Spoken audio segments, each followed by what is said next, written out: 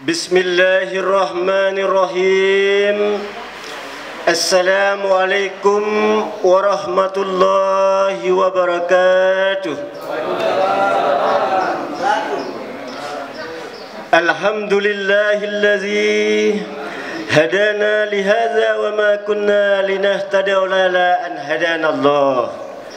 Wassalatu wassalamu ala asrafil anbiya'i wal mursalin Sayyidina Muhammad wa ala alihi wa sahbihi ajma'in.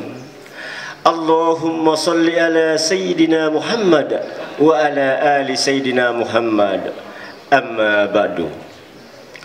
Pertama-tama marilah kita panjatkan puja dan bersyukur kita kepada Allah Subhanahu wa taala, yang mana pada siang menjelang sore ini kita masih diberikan nikmat, terutama nikmat sehat, yang paling utama nikmat iman kepada Allah Subhanahu wa taala, sehingga pada siang ini kita bisa berkumpul, bermuajah dan bertatap muka sebagai uhwatun hasanah.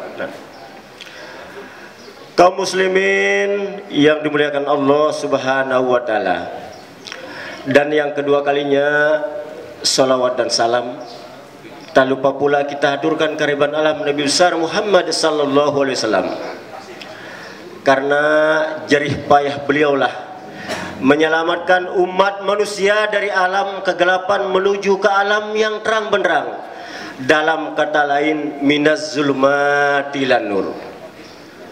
Kaum muslimin yang dimuliakan Allah Subhanahu wa taala, hidup di dunia ini hanya sementara. Namun dengan doa dan iman kita kepada Allah Subhanahu wa taala, nanti kita menghadap kehadiratnya dengan senyum dan cerah. Kita ke akhirat nanti dengan iman Islam inilah sebagai pedoman untuk amal ibadah kita nanti. Karena di dalam Al-Quran Allah sendiri berfirman, A'udzubillahi minasyaitonirrajim, Bismillahirrahmanirrahim, Uda'uni astajib lakum. Allah mengatakan, mintalah kepadaku maka akan aku kabulkan permohonanmu. Lanjut dari ayat tadi, innallazina yaktibuna an ibadatim sayadkhuluna jahannama dahirin. Sesungguhnya orang yang menyembahku dalam keadaan sombong, maka mereka akan masuk neraka jahanam dalam keadaan hina dina.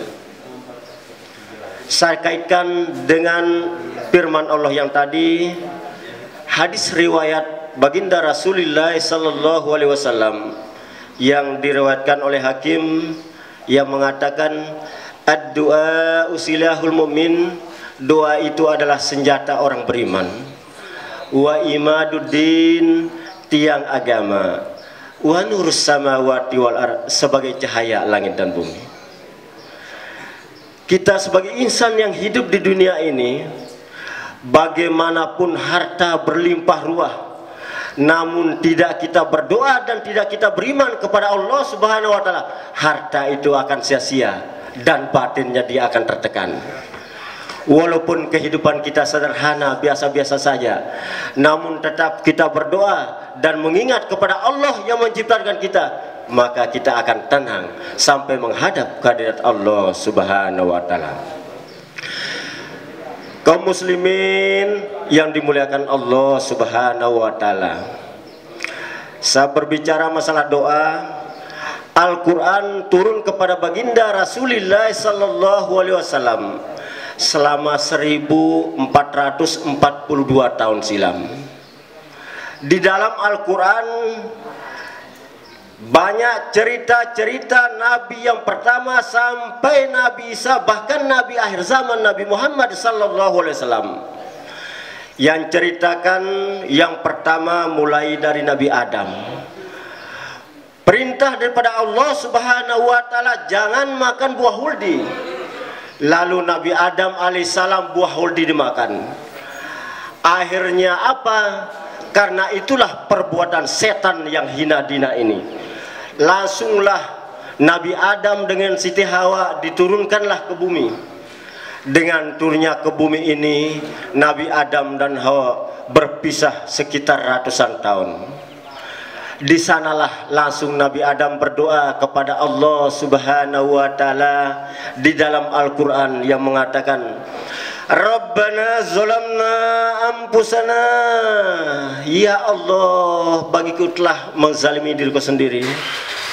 Wa illam taghfir lana, jika engkau tidak mengampuniku ya Allah, wa tarhamna lanakunanna minal khasirin, niscaya hambamu menjadi orang-orang merugi.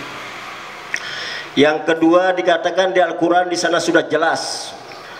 Kuncinya satu, kita katakan berdoa dan beriman kepada Allah Subhanahu wa taala, kita akan selamat menghadap kepada Allah Subhanahu wa taala. Yang kedua berbicara masalah Nabi Musa alaihissalam dengan Fir'aun.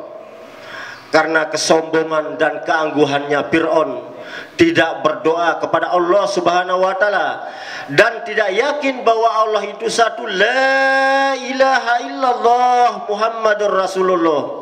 Bahkan Fir'aun ini mengaku dirinya sebagai Tuhan yang wajib disembah, yang harus disembah.